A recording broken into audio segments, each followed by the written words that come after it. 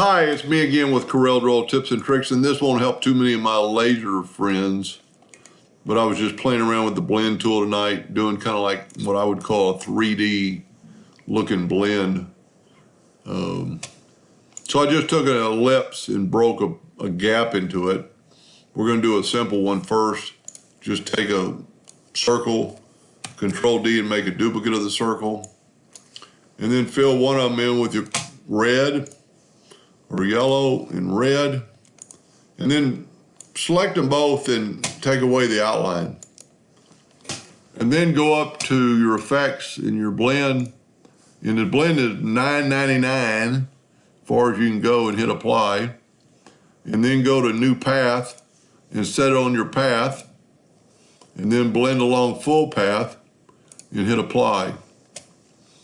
Kind of gives you a blended color between the yellows and the red, and you could have actually made this closer up to start with, like I did in this one where it actually overlapped.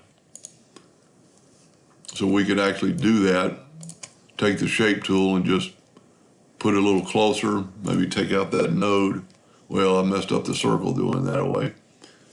But then you could just go grab your blend and, well, we'd probably have to start over from the blend. Let's just take that node and just bring it over closer. Then grab your blend, new path, blend along full path, and you kind of get that overlap, a look that's pretty cool. But see how the colors blend? And then take another step and change the colors of the blend. So I'm going to do this shape right here. We're going to take two ellipses, and we're going to fill this one in with red. Then I'm going to go down here to the interactive fill tool. Let me zoom in here a little bit, and just go from the top to about midway, and then click another color like yellow. So now you got that blend. Now you can make a duplicate of this. That's what's pretty cool about this. And just grab this interactive fill tool again and just pick another color. I'm gonna try to go to a gold. Well, we need something that'll make it a little bit different. Let's go to that. Let's go to blue. Blue, a little drab and dark. So now let's bring in our double twirl that I just made. And we want to, for sure, take away the outline. So left click and no outline. And then we're going to blend 99 times. Blend along full path. Let me zoom out here. Blend along full path. And it's too bad laser engravers can't really use it. You could use this somehow with blacks and grays and do a 3D effect, but there are some possibilities if you're a sublimation or a printer. I don't know how the actual, from a distance it looks solid, so I know really not too much about it. I wonder if we can't, you can't go higher than 99, but what we could do is make your item smaller and actually make these a little bit smaller. But let's don't for right now. Just grab those two, hit apply, blend along full path. That way it doesn't have to go as far, so they'll be closer together.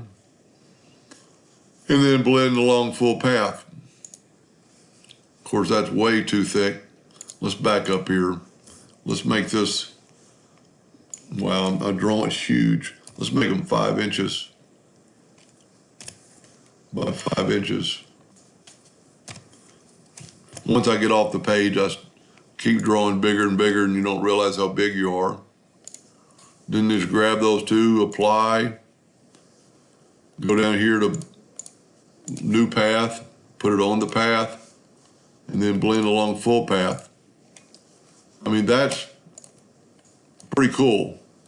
And now we've still got some of this shadowing, but I don't know if that'll show up in the printing. I don't think there's any way. No, I mean, when we did it on the numbers, there's so less of a curve. Well, let's just do that. Let's let's take the, let's just take a 2-point line, and then let's delete this side and just do a lesser one. So we'll grab that, new path, blend along full path, and now those marks should be gone because they're so close together. That's a pretty cool effect. Anyway, just have fun playing around with it. Thank you for watching.